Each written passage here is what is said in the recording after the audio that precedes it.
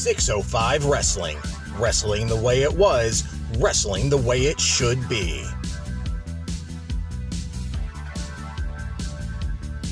Ladies and gentlemen, welcome to 605 Wrestling. Wrestling the way it was, wrestling the way it should be.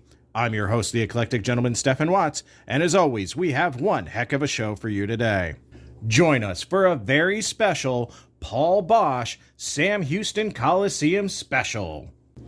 You'll see Nick Bockwinkel defend the AWA World Heavyweight title against Bruiser Brody.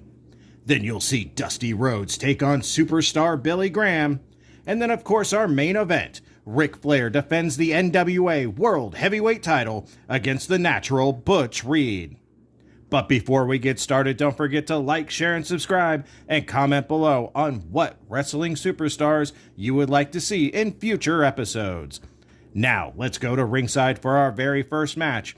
Big John Studd teams with Jim the Anvil Neidhart to take on the Junkyard Dog and Hacksaw Jim Duggan.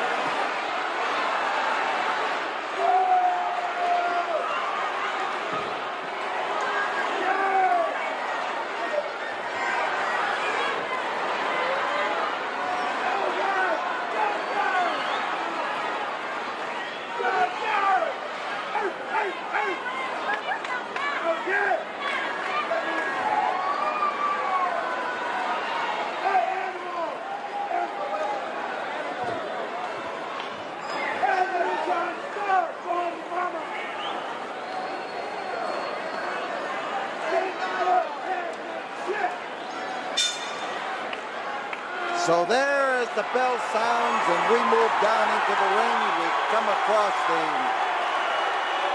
empty first ring here at the Sam Houston Coliseum tonight. It's two-ring battle royal night, and you can see Jim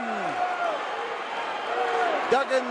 He's the big, powerful individual on the right, and Jim Neidhart, both these fellows former pro football players, and both of them capable of knocking your block off. Duggan's partner is the Junkyard Dog, and you see him in the background, and Big John Studd is partner of Jim Neidhart.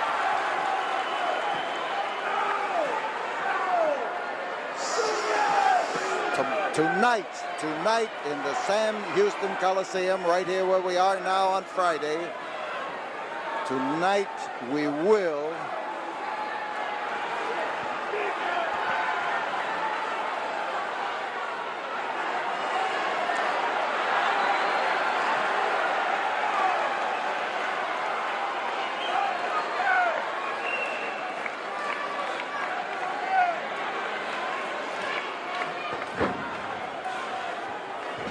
Duggan with a lot of the power and strength on the ball. comes up against a man who's as hard to move as a 10-ton truck. Big John Studd will be on tonight's card at the Coliseum. Hacksaw Duggan is going to be facing Ted DiBiase in one of 3 feud settlers. And tonight, Junkyard Dog settles his feud with Butch Reed, and the hacksaw, Butch Reed, could get a yellow stripe painted down his back if he loses. And Junkyard Dog, there he is, the old dog is back. And this tremendous crowd here at the Sam Houston Coliseum lets loose a roar to recognize that howling dog. And Dog is in absolutely first-class shape for his pitched battle to see who gets painted yellow in the Coliseum tonight. And our matches start at 6 o'clock. 6, I said, 6 o'clock.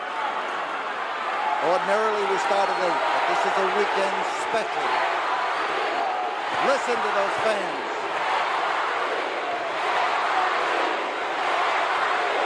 Listen to them as Junkyard Dog matches power with a man who is well over 300 pounds. And the test of strength, and believe me, the dog has his power too. Here is a tough test for both men.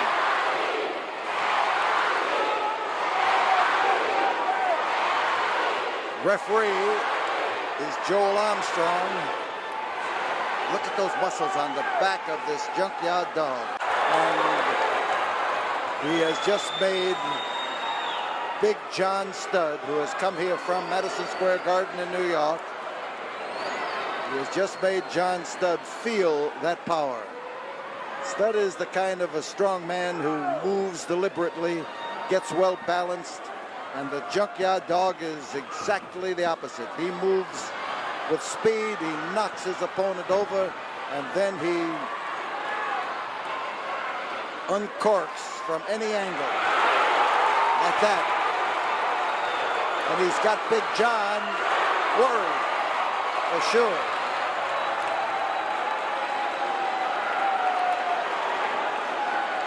Oh, this crowd here is really and truly enjoying a night of action. But remember, this is Friday, but Sunday night, tonight, as you are watching this, we tell you tonight, we tell you that our tickets office is open right now for information and for your ticket purchasing convenience, open 9 to 4. And at 4 o'clock, the box office at the Coliseum will open, and the Coliseum itself will open. The matches get underway at 6 o'clock. There will be 8 of them, winding up with those 3 feud settlers in a yellow paint match.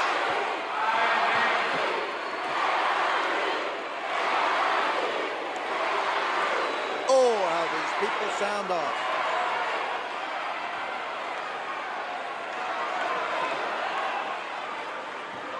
And the touch goes to Jim Neidhart, and he moves in to catch Junkyard Dog as he was held.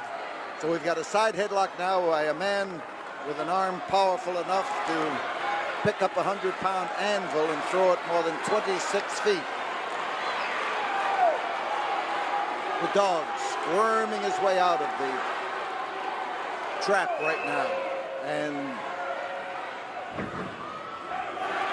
there's a head scissor, and he came up with it beautifully.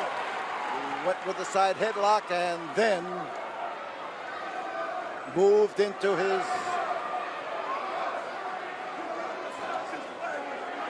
He just moved right smack into his hold.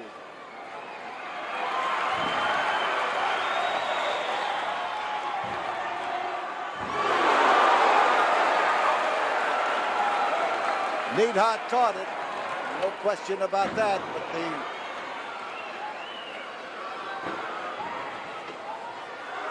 back body.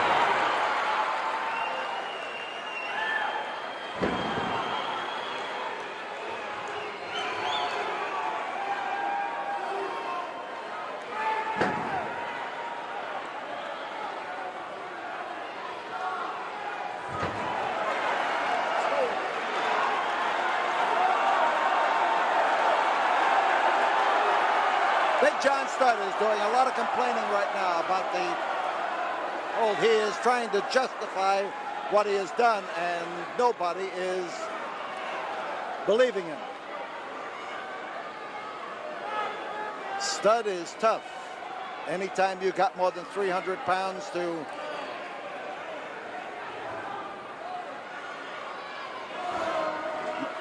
back up your argument, well, you've got a man who is a troublemaker for sure.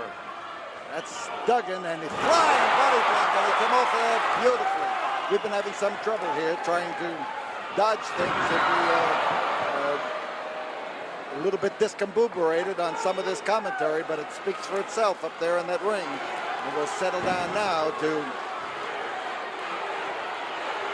Jim Neidhart, who gets in Big John Studd. They've got the hacksaw in trouble.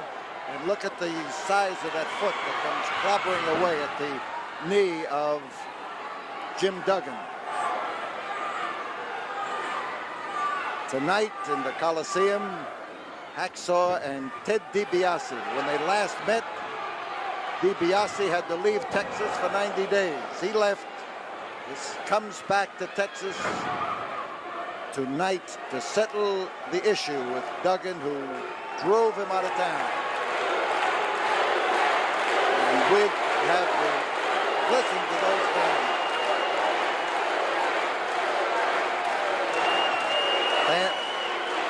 Fans are roaring for Duggan. They give Dugan. He doesn't object. He likes to be called Duggan, but he'll listen to Dugan when the crowd is roaring it. In behind, chinlock. Big John Studd is hanging on tight, keeping in there solidly, making things tough for Big Jim Duggan. International warfare in the Coliseum tonight. Russia's Nikolai Volkov, Russian Red, is going to be, and they call him the Russian Nightmare too. He's going to be battling the American Dream, Dusty Rhodes, and Dusty is wound up and set to go with that battle. He wants the hide of Volkov to hang over his door. Duggan doing the elbow into the ribs, and here comes Neidhart, and they've got Duggan held up.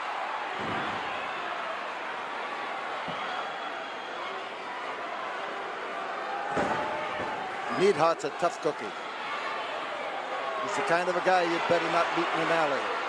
He'll tear you apart. And Duggan has been known to do the same thing. The give and the take, and there's the help on the outside by Big John Studd, the reverse chinlock, and in comes Junkyard Dog to try to pull Neidhart away, and the referee sends him out of the ring, and we've got Duggan still in trouble.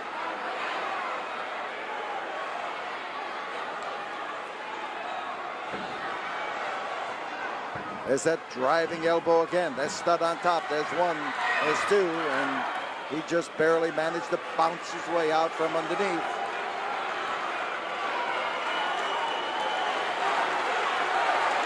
You see the reverse chinlock. You see where those hands are, just underneath that bushy beard of his. They can be up against the chin. They can be back against the throat. One is legal, the other is not. And Studd now may have his trouble. Look how close they are. Junkyard Dog is really straining to lean in that ring and to touch the hand of his partner. Anything that Dog hates is to be on the outside when there is something happening on the inside that he can do something about. He kicked him a solid wallop, and now Duggan is having trouble moving fast and didn't quite make it.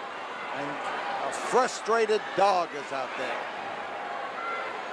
He is truly anxious and eager to move into that ring. And now as Neidhart takes that front headlock. It becomes a stranglehold, and referee Joel Armstrong moved the grip. He did not break the hold.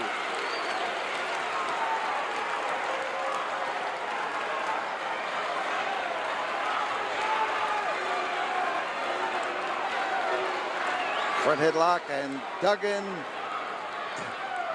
is whipped across that ring, and he goes for the sunset flip, and then they have it. Close, awful close. So Duggan that time tried to make his own reversal of the tides of fortune in this battle. He'll handle himself well in any kind of a scrap.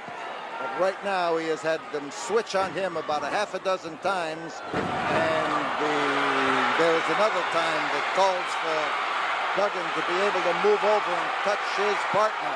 He has not come up with the move yet. Listen to the tremendous noise as these people literally, now they're in defensive position. They're on their face. And the referee recognizes that fact. And the backs were down. And the fans are screaming for Duggan to make it over to the corner and to touch. He did. He touched. And in comes a fighting Junkyard Dog. And the roar of this crowd, the absolute roar of this crowd as they encourage the Dog. That was a smart move. And Duggan has come back in. We've got all four men in the ring at the same time. And the side headlock is Studs, Big John Studs hold. And there goes his partner out of the ring. Splashed on the cold Coliseum concrete. And Neidhart moves in there, but two of them now tackling John Studd. The clothesline, and on top is Junkyard Dog. And he bounced across that ring and landed on John Studd's middle. He came off that top rope, and we've got the winners on the disqualification. The Junkyard Dog and Hacksaw Duggan. And they'll be in action at the Sam Houston Coliseum tonight. The matches start at 6 o'clock, and you're in for the greatest ring ding of the year tonight at the Sam Houston Coliseum.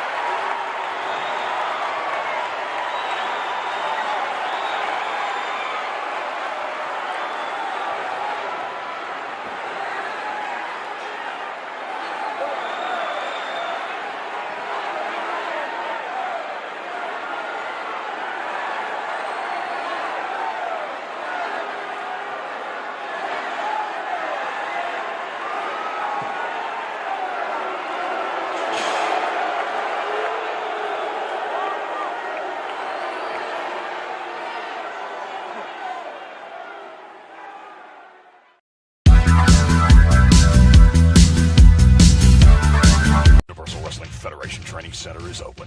Never in the history of professional wrestling has the general public been offered the opportunity to actually become a superstar. If you've ever even dreamed of being a wrestler, manager, or valet, the UWF Training Center is where your road to superstardom begins. You'll learn the ins and outs from the pros themselves. You'll train with the champions as you prepare for the glamour, the excitement, the prestige, and the million-dollar contracts that are the world of professional wrestling. The response to our star search has been overwhelming, and the immediate success of the students in our very first session clearly shows that the stars of the future will all come from the UWF Training Center. The chance of a lifetime is yours for the asking. We'll give you the key that unlocks the door to a career in pro wrestling. For details, simply write UWF Training Center, P.O. Box 815-099 Dallas. That's UWF, P.O. Box 815-099 Dallas. The star search is on. Come join us now.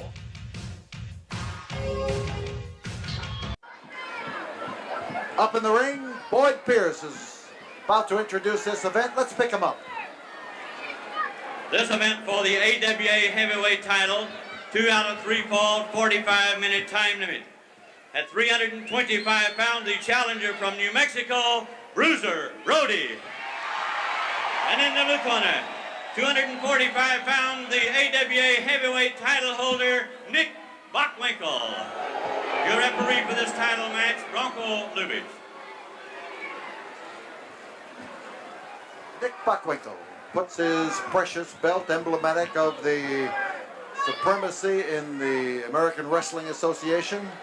And you see the ease with which powerful Bronco Lubitsch was able to lift it. It's a big belt, but then it covers a big area. The AWA is prominent up throughout the Midwest, through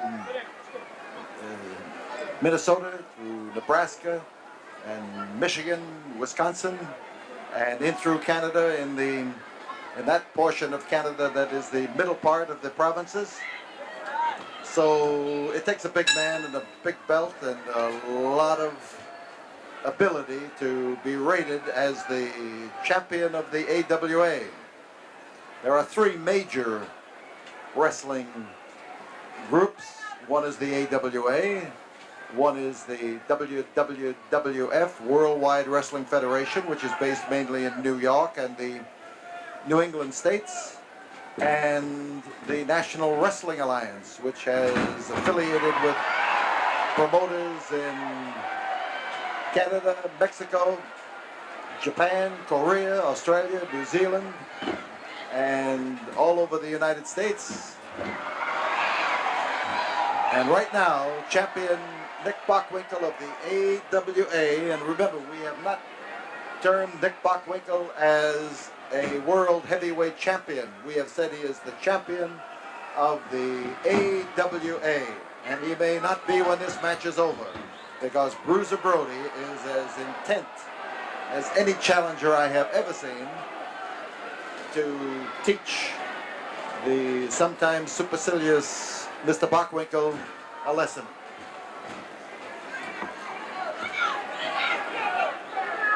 So it's Brody in the corner, and Bockwinkel trying to measure him, but Brody doesn't hang around for measurements. He has a style all his own. He can stand up and fight and battle with any man in the entire world. I have a great regard for his ability. And these fans have taken to him because of his sheer power and his willingness to always be Bruiser Brody. So Bockwinkel's in trouble as 2 men. That's what I'm talking about. Brody has won these fans by sheer vehemence of the manner in which he wrestles. He's got a front headlock. Bockwinkel caught. Brody, who recently trimmed down about 30 pounds in order to maintain his speed, says that he's stronger at this weight than he was at when he was 30 pounds heavier, and right now he is about 270. There's a rip across the face that has changed Bockwinkel's mind. Brody crowding, and he gets his teeth into something he doesn't. Bockwinkel hanging on to whatever is left of his face, and oh man, how Brody plowed him into that. Brody. This is Brody. This is Brody. Don't give them a chance to rest. Keep after them no matter where they go, and keep punishing. And here he is carrying out his own axioms on AWA champion Nick Bockwinkel. This is the first fall. Brody would like very much to get a fall ahead on this event. Brody with those fierce kicks. It has long been my impression that he could kick harder and more often than any man I have seen in this game in 47 years. And he uses those legs with Amazing efficiency. Bockwinkel in trouble. Here is Brody looking to decapitate him. Oh, man. Oh, and look at those fans. Listen to those fans. Brody at his best as he lays the boot into Nick Bockwinkel. There's the slam-bang approach of Brody, and Bockwinkel's in deep and serious trouble. This may be the first fall of this match, but for Bockwinkel, it could mean everything. He has taken a lashing from Brody.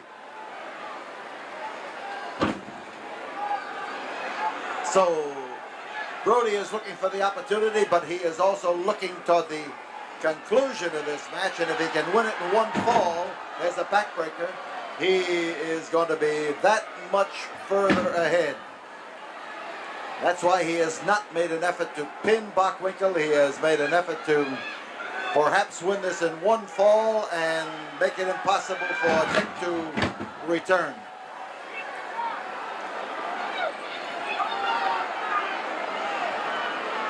And Brody has had to take virtually no punishment. A combination spin, slam, and here is Brody on top. He did it. Bruiser Brody takes the first fall. 5 minutes, 12 seconds, the challenger, Bruiser Brody.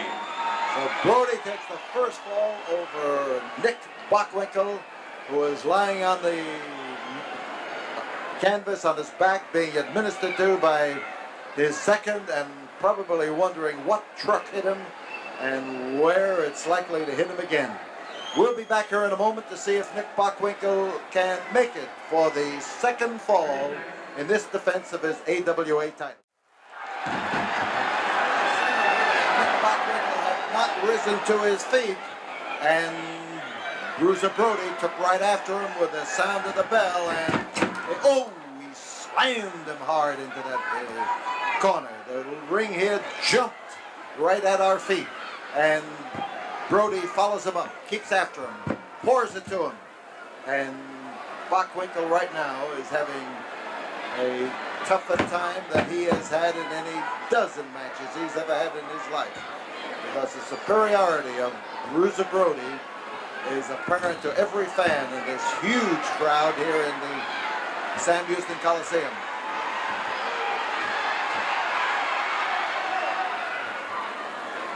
Bockwinkel now trying his first real offensive move on Brody, the neck snap, and he got great cooperation from the rope that time, believe me. It drove him up and drove him backwards.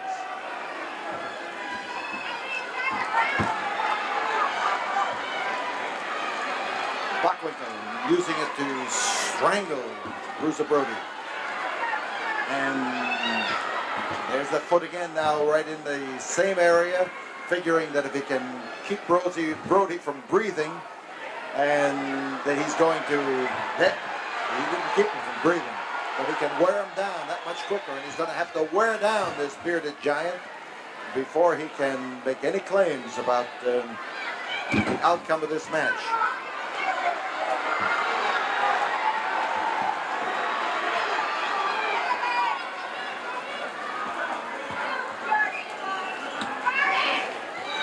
Again, snap of the rope, and this time Bockwinkel proves adept at using not just the top rope, but all of the ropes. They're close to the rope on that far side, and look at Bockwinkel. He wondered what happened, what hit him, what threw him would probably be closer to the truth. And Brody, caught in those ropes, is wrapped up again. So Bruiser on the outside, fans screaming for him to get in there and get after Bockwinkel, and that's just what he does. He rarely spends time on the outside of the ring unless he's out there pounding an opponent through the concrete. Brody, what's that body of his? It's starting to stiffen. You see him now shaking off the effects of the punishment. As much as he's psyching himself up, saying he can't hurt me, and whether he can or not, Brody now is in a better position to defend himself. He doesn't think he can be hurt. And as Bruiser comes up, you see that slamming into the jaw of Nick Bockwinkel.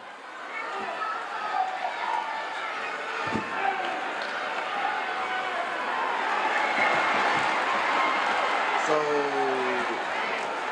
Brody gives Nick Bockwinkel something to worry about, chomping down on his eye that time to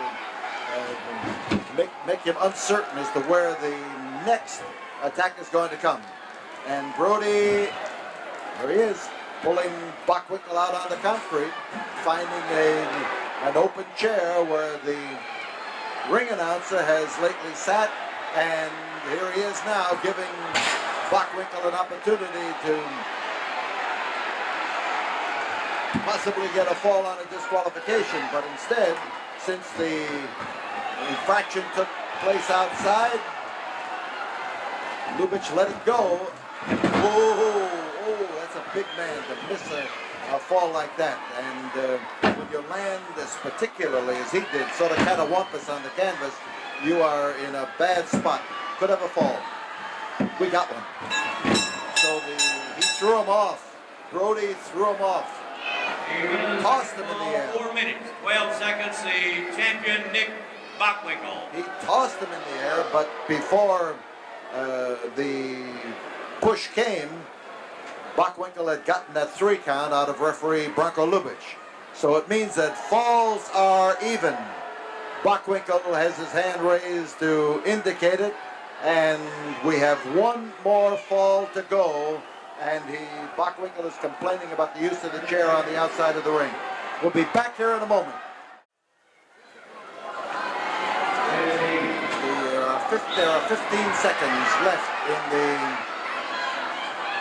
interval between matches, which in this match, by request of both men, is only 1 minute. And here's the bell. And there's Bockwinkel. And Bockwinkel is trying to ring Bruiser Brody's bell for sure. So Brody, having taken punishment that cost him that second fall, is on the tail end of, well, Bockwinkel is desperate to remain champion and knows that if he doesn't do it to Brody, Brody will do it to him. Brody never makes any pretenses about that. That rope snap again, and on the concrete is Brody. Looking up at that foot as though he would like to have bitten it off somewhere right around the ankle. He probably could have. And the referee trying to get Bockwinkel to give Brody a clear shot at getting into the ring, and Brody has real problems. That unyielding turnbuckle has blasted him off of the apron.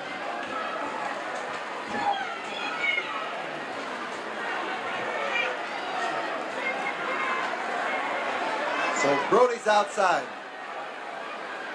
You see him again, smashed this time into the steps that lead up into the ring. And Brody now, away from the ring, may have an opportunity to recover just a little bit better than he had in previous punishment. So Brody is cut. He has been slammed into the turnbuckle and into the steps. The blood is running down his face, and as he starts now for the ring, you see him being kicked away, and he is halfway up the aisle and in another direction. And Nick Bockwinkel, anxious for the count to take place. Here comes Brody. No, that count is not going to stop him because Bockwinkel has broken the count, and Bockwinkel senses this as his opportunity. But there is the Bruiser off on the floor.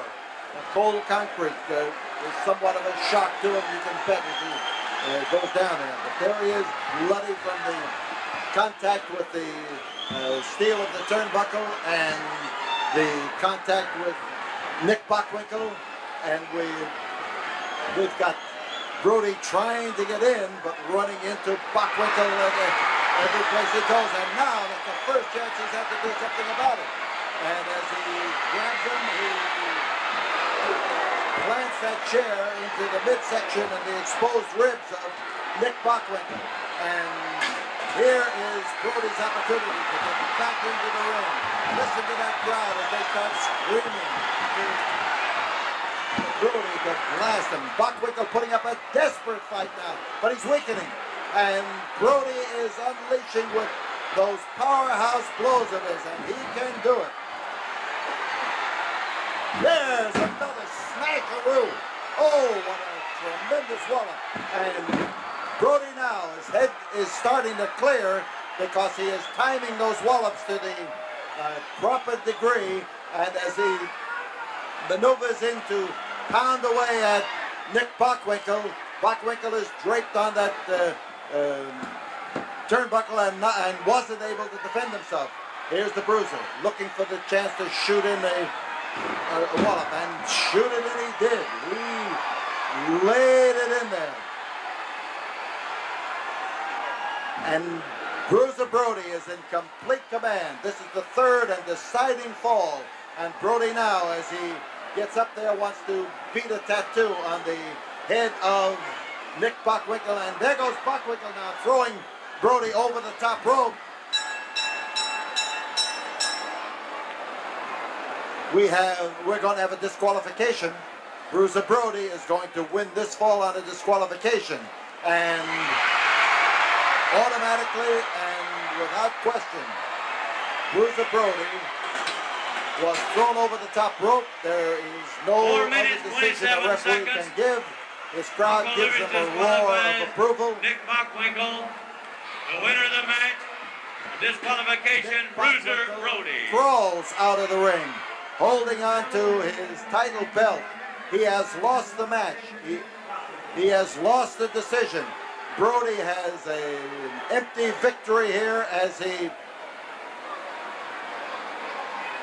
wins the match, wins over the AWA champion, who deliberately threw him over the top rope to save his title, and the referee can make no other decision. The rules say he must disqualify a man if there is a toss over the top rope. And here we have Brody arguing. He doesn't want to win. He wants Bockwinkel. That's his argument.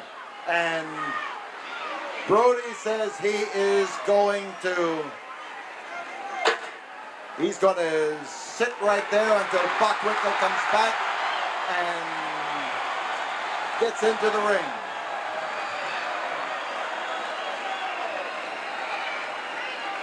We're going to be back here in a moment. We'll come back here and catch Bruiser Brody, but first let's pause for this word from the studio.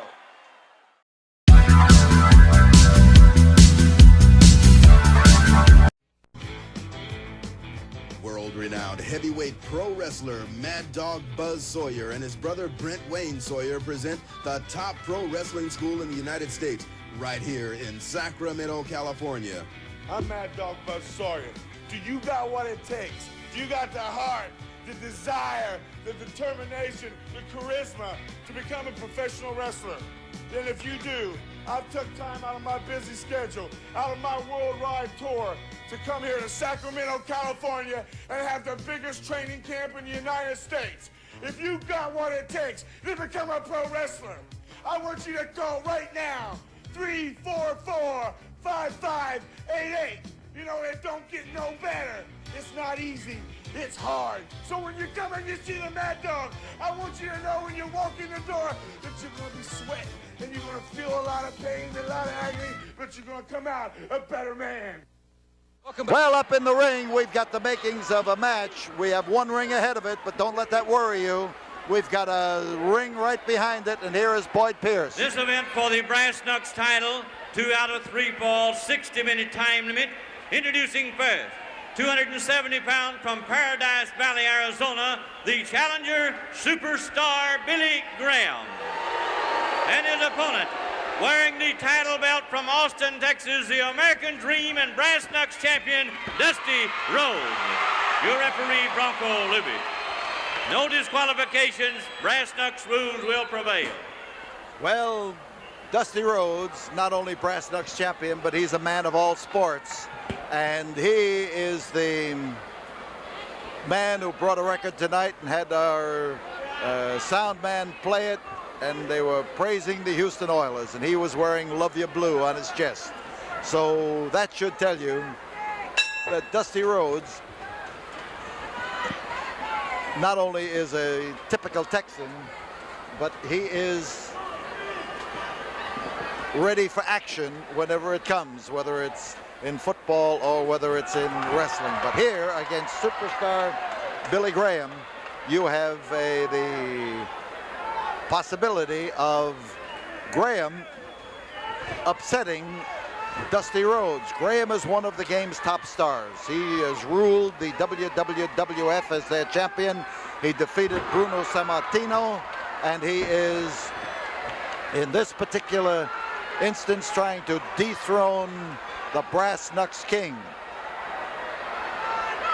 Dusty Rhodes squaring off there in a three-point stance, ready to fly at the Superstar. Superstar is also a man of muscle and strength. He is a bodybuilder and has received accolades for the 22-inch arms which he possesses.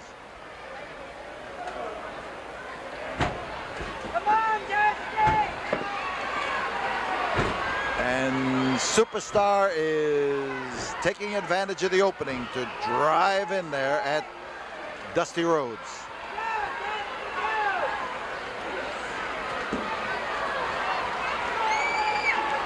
He looks for the spot and he finds it. You can see him driving the points of those fingers into the throat of Dusty Rhodes. But Rhodes here is not a man to try to knock out with a few small things. You'd better use your most massive effort, because he can take it and he can dish it out. He's the most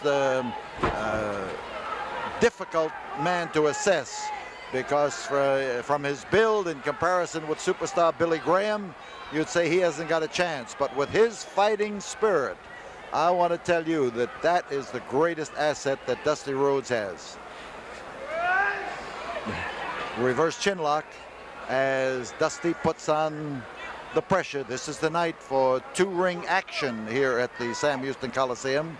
It happens annually at the first show of the new year, and that's why you see all those extra ropes up in the ring.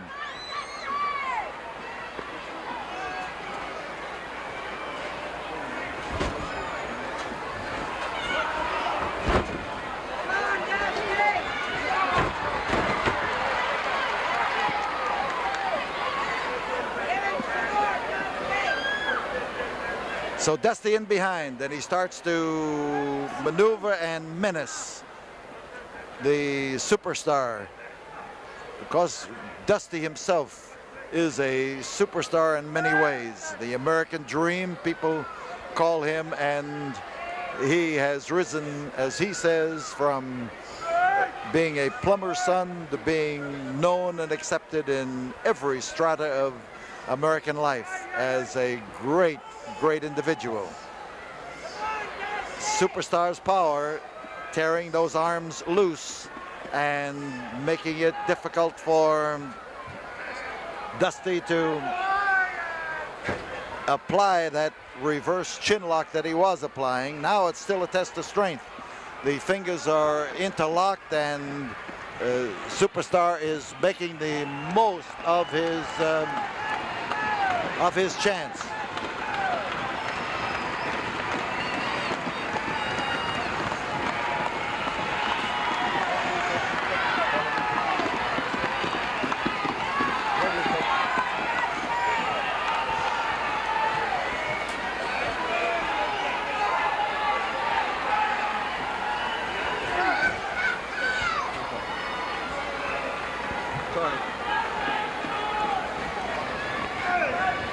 The pressure is still on the hands. The twist and the bend at the wrist.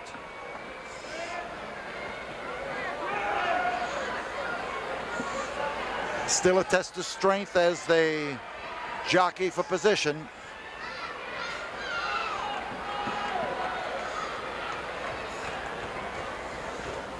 And Superstar's trying now to turn the tables on Dusty Rhodes to swing around. Dusty is trying to catch the Superstar in the same trap, and that is to pull those arms behind his back and to take control. 5 minutes have gone by in this, the first fall of a 2 out of 3 fall match, and racked up against the rope. The Superstar was smart enough to put Dusty Rhodes where he couldn't turn, couldn't twist, and that's why he was able to get out of that hold and to do something about it. The foot on the throat as Dusty Rhodes tries to turn his head in order to give him plenty of room to breathe. Plenty of room is a variable term, and Superstar, with the pressure on the rope, is getting all that force down on Dusty Rhodes. Dusty in trouble, and he's been there before, and he has fought his way out of trouble before. The Superstar using the pressure from the bottom to come up on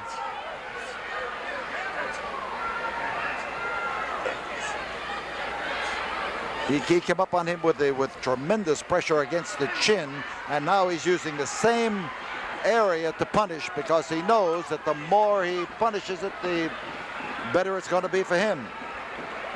So the rope is used to garrot him. The Superstar with those power grips of his, and he's a powerful individual. Dusty in the ropes, and oh, wham! The bionic elbow. There is Dusty, and Dusty's on top. We've got a fall. We've got a fall as Dusty Rhodes.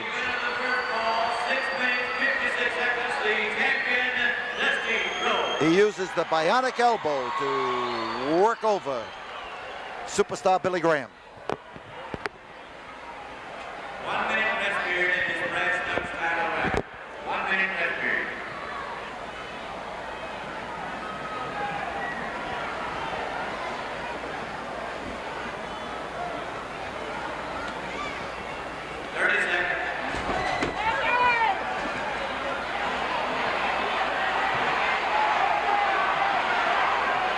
Seconds still to go in this rest period, but Dusty Rhodes wants a little bit of an edge here. He's already got it, but he is trying to get the jump on Superstar Billy Graham.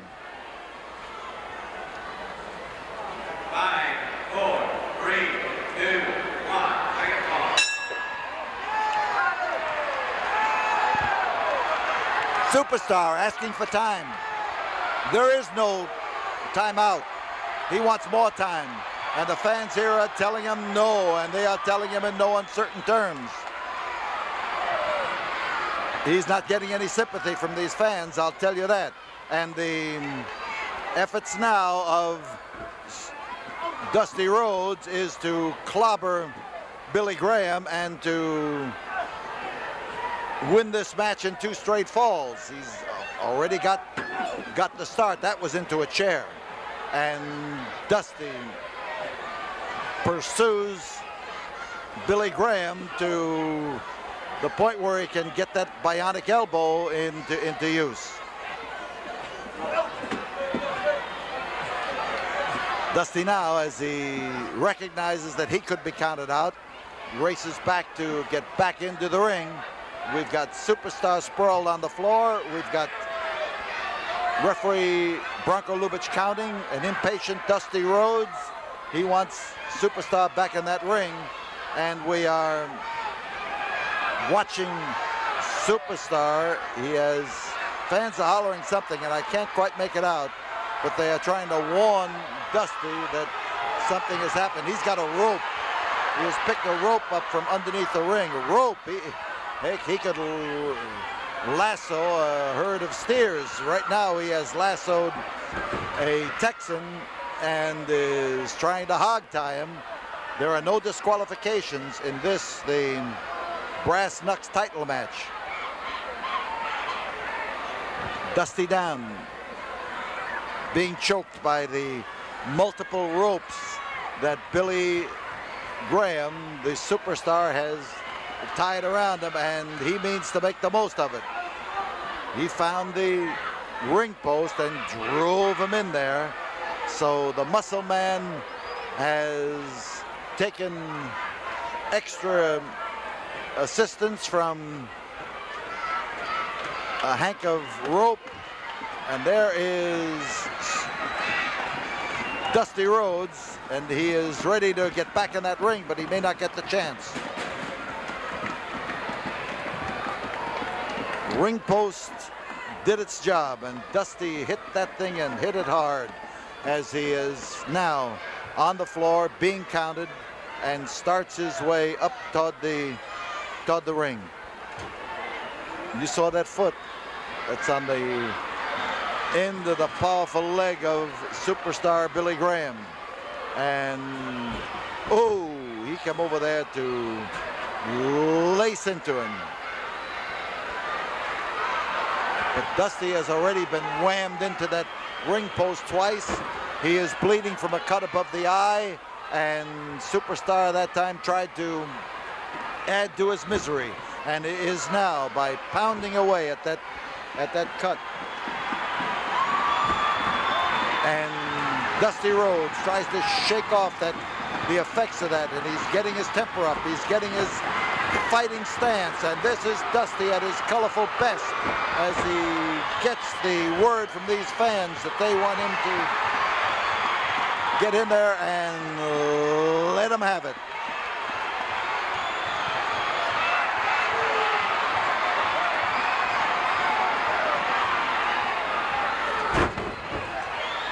Dusty with a bionic elbow, and you've got to hit with it to make it effective. Here is Graham trying to set him up, and he's got him now in a bear hug. This is one of Graham's best holds. He's got him high enough, and he has got him strong enough to pour it to him. And the powerful arm, look at that arm on that Billy Graham, and you'll get some idea of what's happening to Dusty Rhodes as the strong man shortens up his grip, grabs up further on the wrist. He keeps that pressure against the chest with his own body, pulls him in tight, and Dusty is having problems. Dusty is likely to pass out right here. Dusty is likely to be pinned right here, and if the referee tests that arm of his and it is not, well, never mind that. That's a moot point. His arm is working, and he does have control, and he is trying now to do something about it. Dusty gathering some power, some momentum, and some driving force to, oh, he got underneath him that time, and he did not get in what he had hoped would be a telling blow.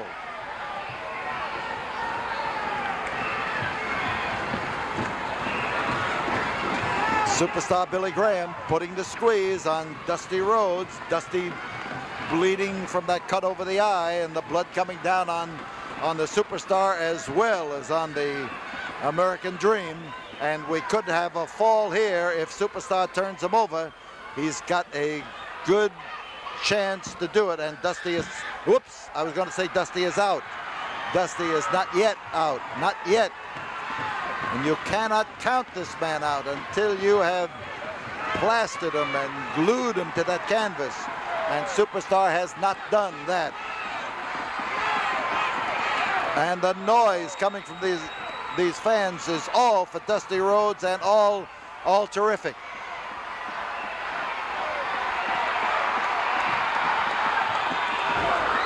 A smash, but he's still held. No, he's free now. This may make a difference in, what he does to superstar Billy Graham.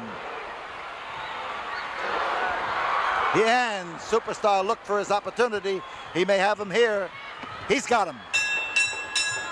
The second fall, the equalizing fall, goes to 6 minutes, 36 seconds, the challenger, superstar Graham. So falls are even. We will have a third fall. We will be back for that fall after this word from the studio. Just as the bell rang, superstar rushed Dusty Rhodes and clobbered him, but Dusty Rhodes is coming right back to give him some of his own medicine. Graham down. Dusty Rhodes trying to move in on him, and Graham just took a trailing bandage off of his wrist. It had come loose and was annoying him, and that's what he threw out of the ring. Dusty with his, well, he's not going to make the Houston Oilers that way. That's a cinch. So outside on the floor, superstar Billy Graham pounds into Dusty Rhodes. Rhodes is doing the catching there on the floor. You can bet your boots on that.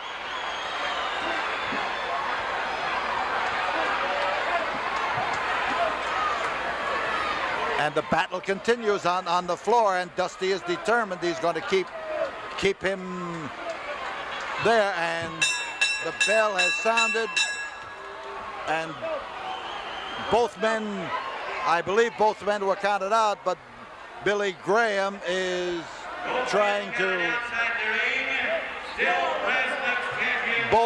both men counted out. Superstar does not get the belt. It is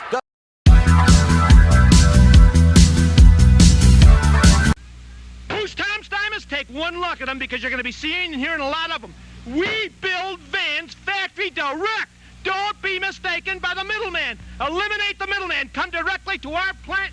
Buy one factory direct. Dusty, tell him. You know Dusty Rhodes McIntyre does not tell you no lies. Don't lead you astray. Right here, Tom Stamos is going to be in your hearts, your souls, and your mind. Because you can come to the factory right here in Georgia and get what you want to get for the littlest price of all. Title. To my left, the challenger, weighing in at 261 pounds, from Kansas City, Missouri, Hacksaw Butch Reed.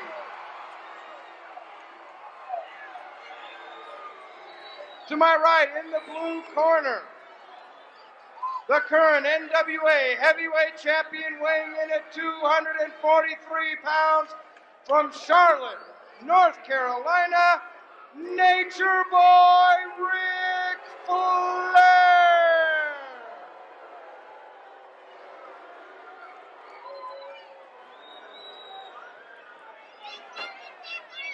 Ric Flair, world's heavyweight champion, recognized by the largest of the governing bodies in the professional wrestling game, recognized by Mid-South as the world's heavyweight champion, and certainly recognized by Ric Flair as the world's heavyweight champion. Here is a man who lives every moment of his life training, preparing, wrestling. He is a man who is dedicated to being the champion of the world. Tonight, he faces a tough opponent. He faces a real test of his ability to hang on to it. And Flair is a man who takes his time out in that ring, can move with amazing suddenness, but who is very, very proud of the fact that he can handle people in wrestling as well as in the rough and rugged side of the game. But so can Hacksaw Butch Reed. So Ric Flair, Nature Boy, yes. Colorful, you bet. Tough, well, let's ask Butch Reed, when this match is over, whether he thinks the champion is tough, win, lose, or draw, Butch Reed will know it better than any man in this building. So Reed, who has proven his ability in rings all over the Mid-South area, and he has proven his ability in Houston, right here in this Coliseum, right here in this ring. And right now, as he pushes the champion away, he is about to make an effort to prove it again.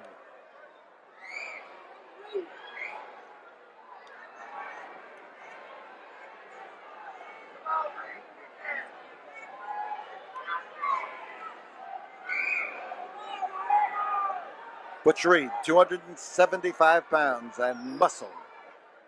You've heard us mention many times that Butch Reed can handle 500 pounds in the bench press. Butch Reed can do a lot of things. But one thing is on his mind right now. No matter what else he has accomplished or what he can accomplish, winning this title here tonight is the focus of all of his attention. One way to stay champion is not to be afraid to take the easy way out when it comes to breaking a hold. You get a foot outside the ropes, get tangled up in the ropes, get against the ropes, anything that makes the referee break the hold instead of having to break it yourself. So if you're writing a book on how to remain champion, that's one of the prerequisites.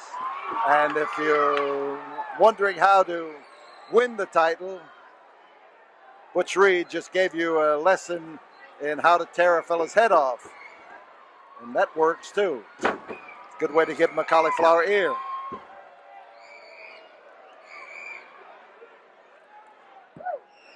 So referee Tommy Gilbert down watching closely. Looking at the champion's shoulder. The champion tilts him back. Takes the leg, takes the waist lock, and manages to handle the 275 pounds of the challenger and tilt him back close to the canvas. So you get enough of his weight, that is Flair's weight, and as well as the weight of Hacksaw Butch Reed, then he can stand him on his shoulders and leave him there. The twist. Side headlock. Get the forearm, the bone of the forearm up against the bone of the head or the bone of the eye or jaw or against the ear. And then you're going to have an effective side headlock. And right now, the power and strength of Butch Reed made itself evident as he managed to keep the champion from breaking the hold and actually was able to get his hold back immediately and even as effective as it was before. So the side headlock is Reed's answer. This match here tonight is the climax of a card that has seen some wild and violent action. This, the greatest prize in the professional wrestling game, the NWA heavyweight belt, is the match that takes a different course. The challenger knows that he's going to have to wear the champion down, and the champion knows that he's going, I was going to say, he has to be careful. He just riled Butch Reed, and you don't rile Butch Reed without paying for it. And listen to the crowd. They want the referee to take a long, long walk in just one direction out of the ring.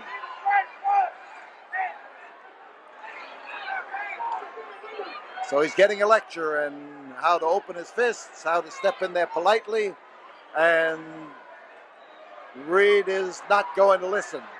He's being told, but he wants to get at champion Ric Flair in a positive manner. Well, Reed is presenting his case, but at the 5-minute mark, he's going to settle back down to some wrestling, and Ric Flair has accomplished at least one of his aims, and that is to destroy the composure of of Butch Reed. And here comes the champion again. Same way, same style. And he's got the referee doing his wrestling for him. And Reed now with that fist cocked and ready to throw is turning his wrath against the referee as well as Ric Flair. So that just shows the psychology of the champion. When he finds a man that's big and tough and strong, then you got to upset that man's battle plan. Make him mad. Throw him off balance. Shoulder butt. Hard driving shoulder. And Ric Flair is thrown by the very hold he thought he was going to use. And there, look at this power and strength of Butch Reed. He heisted him up. He pressed him up in the air. 240 pounds of world's heavyweight champion. And he had him towering about 7 feet over the canvas before he slammed him down. No matter what kind of shape you're in, a fall of that kind is going to destroy the ability to get all those muscles to work together. Rack up your coordination. So the referee is bearing down on Butch Reed. And the referee is getting the attention of the crowd right now.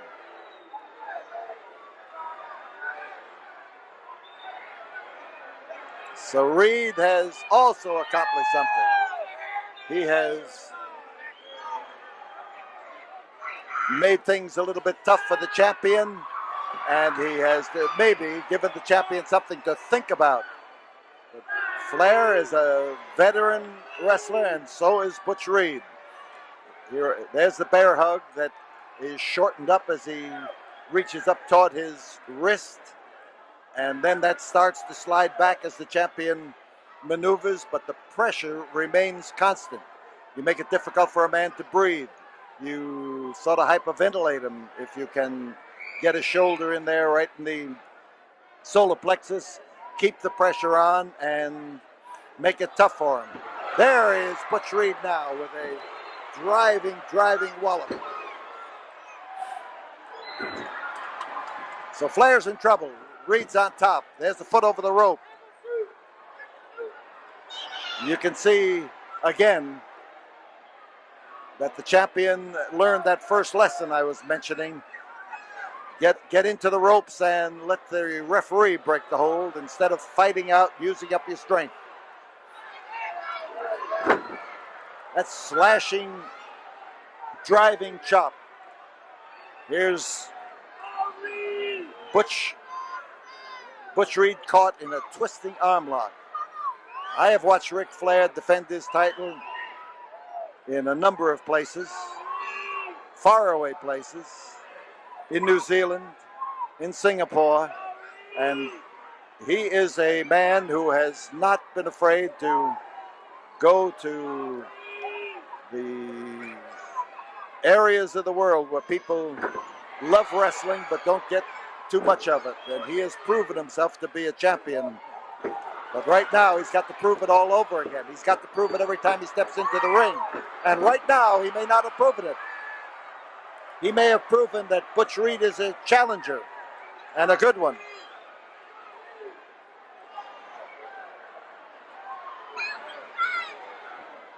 So Reed tries to set him up, and he's got him with a bear hug. A big, hard squeeze, and the breathing becomes difficult.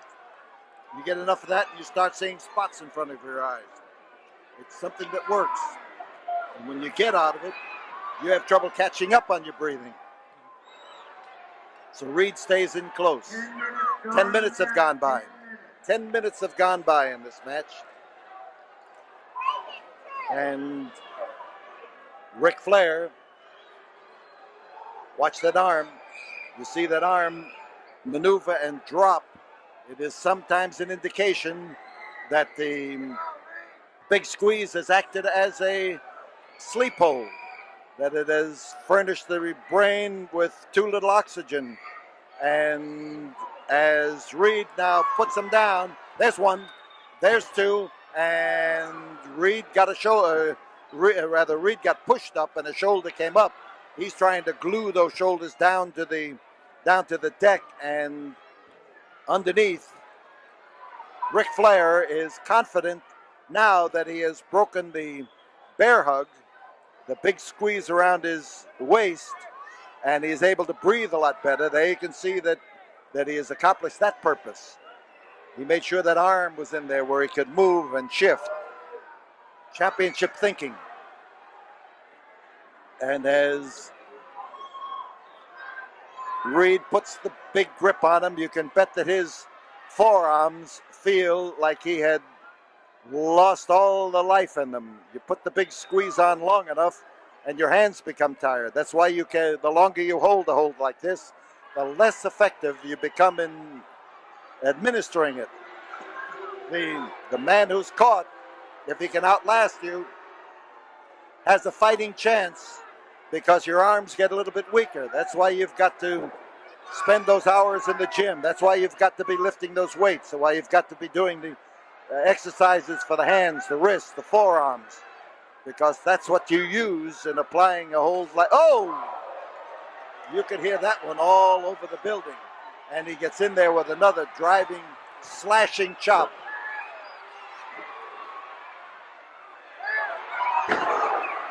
But hitting with the fist was Butch Reed. There's one, and there's two. But the champion underneath was able to form a wedge and slide out. And he stayed right in that position to tempt the challenger to drop on him, and then rolled out from underneath. So that gave Reed a bump he wasn't expecting. So Ric Flair starts to fight his way up, and he's getting caught in the backslide. Here it is. There's one. There's two. And there. Whoa, man, how he barely squoze out of the way that time. Woo. So Reed is lifted and dropped, and there's a leg breaker as Ric Flair dropped the knee of Butch Reed right down on his outstretched and bent leg. And this is a bad way. All of the 270 pounds of Butch Reed came down crashing hard, and that's why we call it a leg breaker. It is and does have the ability to break a man's leg. And watch out for Ric Flair. He's a master at leg work. He ties legs up in the figure four leg lock. Here he is, spinning around, spinning toe hold. Now he's getting it into position. Now as he manages to get that lock on there, Butch Reed is in the most serious trouble he's been in this match. And the fans are screaming for Butch Reed. But Butch Reed is having his problems. He may hear them, but there's not much he can do about it. He may now have to choose between having two legs that work well or having another chance at the world's heavyweight title, or at least coming out of that ring and saying, I wasn't beaten, I didn't give up. And he's fighting to preserve his legs, to preserve his shot at the title, and there is Ric Flair applying the pressure. But Butch Reed is turning him over. Butch Reed is turning him over slowly. He's going to nullify the effects of the hold. He's going to have a chance to reverse the hold. And as the champion is turned, Butch Reed gets into position with those powerful legs of his, which have withstood the force of champion Ric Flair. And actually, Flair broke that hold himself in order to get a chance to get his own legs working again. Here you see him after the same hold. He's going to spin it around. 15 minutes have gone by. There's the twist. He tries to keep from being kicked. And there's a roll up into a small package. Oh, man. He grabbed that leg and hung on to it. Now as as Flair steps in, limping while he does it. You got to remember that hold is tough on his legs too, and most certainly when Butch Reed was able to reverse the pressure, he was able to hurt Ric Flair's leg. Out on the floor, Butch Reed through the ropes and down on the deck. Referee getting ready, now counting as he pushed the champion back to a neutral corner, and Flair went to the corner and then decided that he could get out of it and walk away, and Reed's having trouble. He stands up. Some of those old football injuries come out when you get those toe holds and holds that affect the knee put on you, and he had it put on him. There was no question about that. Now, you see that slashing blow. That's been one of Ric Flair's favorites.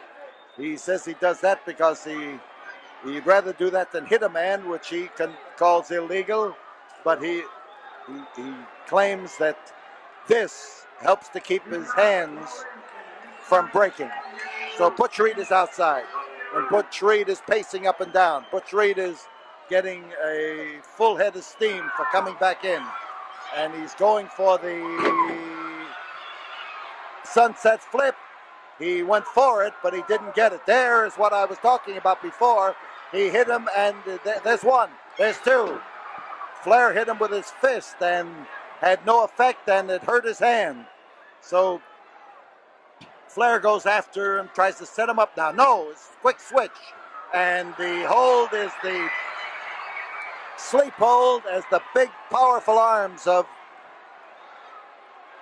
Butch Reed wrap around the head and the neck of World's Champion Ric Flair, and the effort to put him to sleep pours down on Flair, just bears down hard.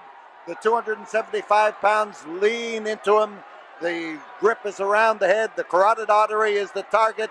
He's trying to impede the progress of blood to the brain. There's one, and there is two, and there is two. That went down with some control, so the referee didn't do anything about it. There's one, there's two, and now Flair tries to fight his way over to his side and ultimately on his stomach. There he is, flat on his back. There's one. Again, when he hears that sound, when he feels that shudder of the mat as the referee hits that canvas hard, and a referee should hit the canvas hard because that sometimes transmits to the Ric Flair brought his knees up to the bent position as Reed went through the air, and Reed fell on those knees and hit hard. So now, as the champion gets into a defensive position, the count stops on him, but it was going on Reed. But Reed demonstrated the fact that he has something in him to get up. Here is Flair now trying to keep damaging the same area. So Butch Reed catches another slashing chop, and as Flair moves in, there's the side headlock, and he goes for that more in a desperation move. He was trying to get that hold to take Butch Reed down and to do something about just thinking for a moment and getting some breath. Beautiful bridge, and now he goes for the backslide. Slides him down. There's one, there's two, and the champion got away before the count of three. Butch Reed come up there and showed the power in his back and in his legs and in his neck as he bridged and come up to a standing position and then into that backslide. Now Reed throwing that fist and throwing it hard, finding Ric Flair, driving it into him. And as Reed finds the jaw of the champion, he's trying to set him up. 20 minutes have gone by, and there goes the referee, knocked outside the ring. He was spun around, and in the whirling around, Referee Tommy Gilbert was in the way and was knocked through the ropes and off onto the concrete. Here's the champion, grabbed with the cradle hold and put down on that canvas, but not that time for the count. And here is Butch Reed going over the top rope, hanging on and coming right back in and going after Ric Flair. And as the effort develops, he gets him across there and drives out with that spearing move to try to catch the champion with his head right squarely in the chin if he can. But he hit him, but not in the knockout area. Oh, again, that driving chop. Here comes the champion climbing the rope. You see him ready to jump off, and he caught one. No referee in the ring. No referee at all. And here goes Butch Reed as he spins around with the same hold that the champion used on him. He's got both legs locked up in a leg breaker. The referee is calling for the bell. The referee is calling for the bell, and Butch Reed has the hold, and referee, I'm trying to, the only thing I can figure is that it was Butch Reed who hit the referee as he went through the air, and it was Butch Reed who knocked him out of the ring, and it may be a disqualification. It may, because Ric Flair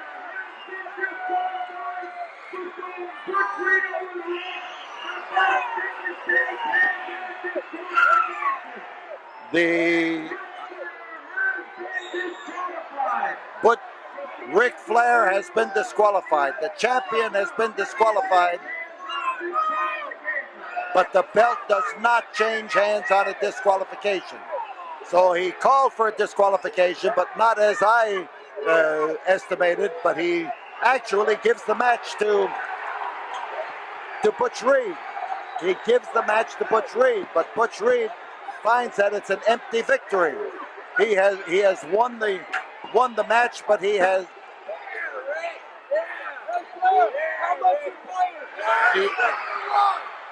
won the match, but he has not won the title, and that, of course, is the. We are surrounded by fans here, screaming, hollering, and all hollering that Butch Reed has won the match, and the referee has made his decision, and that is the climax of a great effort by Butch Reed to win the world's heavyweight title. He came close. He won the match, but in a disqualification, the referee did not.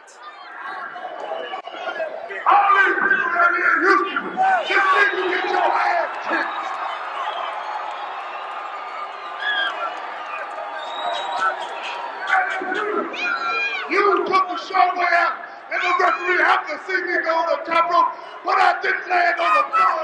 And as far as I'm concerned, Ric Flair was beating his own home right in the night. And when you come back to Houston, Texas, you got hacked off the 3 of